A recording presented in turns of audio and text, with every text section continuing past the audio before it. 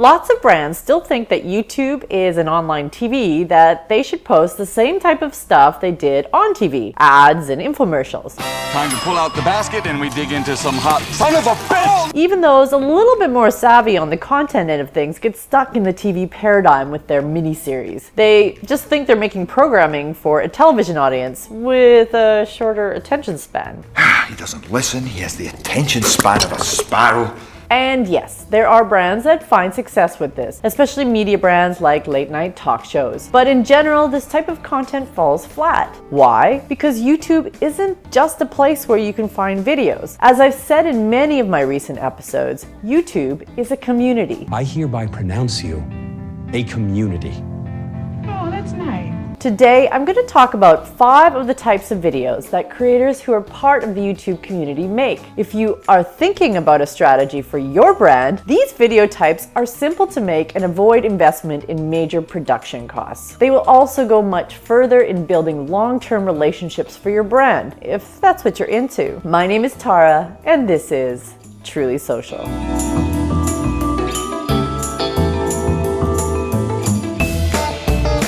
The first type of video that I'm going to cover is the how-to or tutorial video. And today I'm going to show you how to make fire with a lemon.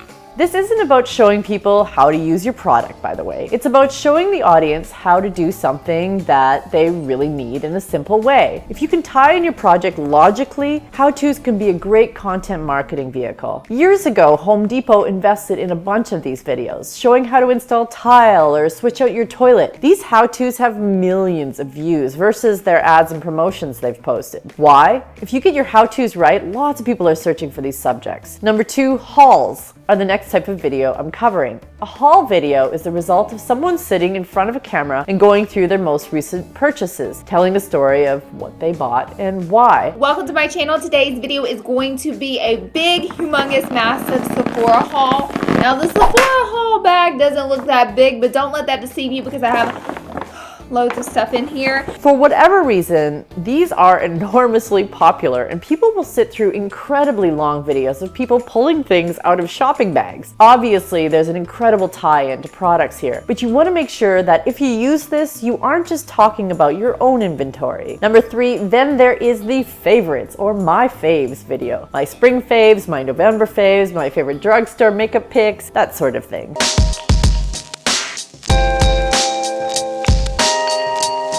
The format usually consists of the YouTuber sitting in front of a camera, once again in a single shot, and just picking up and going through his or her favorite things in a category or in a moment. Much like hauls, if you adopt this style, you'll want to mix up the products featured so it doesn't seem too self-serving. A great example of this done well is Vidler's 5 and Dime. Every week, they picked a product to feature and had some fun with the script and editing. They made it interesting by picking fun products and being a bit silly with the content. At a Chinese restaurant, the waiter may ask you how spicy you want your noodles. 1, 2, 3, or 4 stars. With atomic fireballs, you have no choice. 10 stars, baby. Yeah.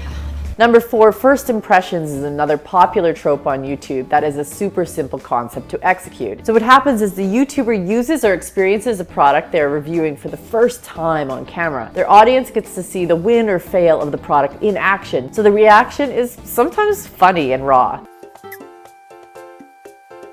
Did I just ruin my life? I'm just gonna wait 5 minutes, and that's apparently how long it takes to bubble up. If you're a fitness pro, you could do this with new equipment or stretches or the like, which could be a lot of fun. If you're a restaurant, you could have the chefs prepare new experiments for you to try live and react to. And number 5, my last video type that brands could adopt for their own are listicles. I already do this for some of my clients. When you have really dense, complicated information to share, listicles can be a great way to present the content in a more palatable way. So for instance, there are new regulations that are intended to protect investors in Canada, but I find anything around finance gets complicated and makes people's eyes glaze over. A simple list of 5 things you should know about the new regulation makes that information much simpler to understand. we're going to cut you open and tinker with your ticker.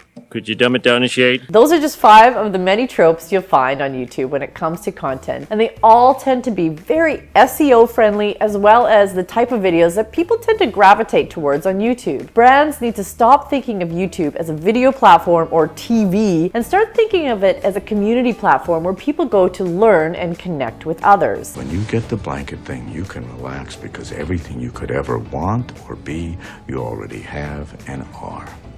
Oh, and by the way, you now know 7 types of videos that you can deploy. How-tos, hauls, faves, first impressions, listicles, tags. I made this video a few weeks ago. If you missed it, I'll leave a link. And challenges. Once again, I'll also leave a link to the video. There are a whole bunch more that I'll cover in future videos, but until then, my name is Tara, and this has been Truly Social.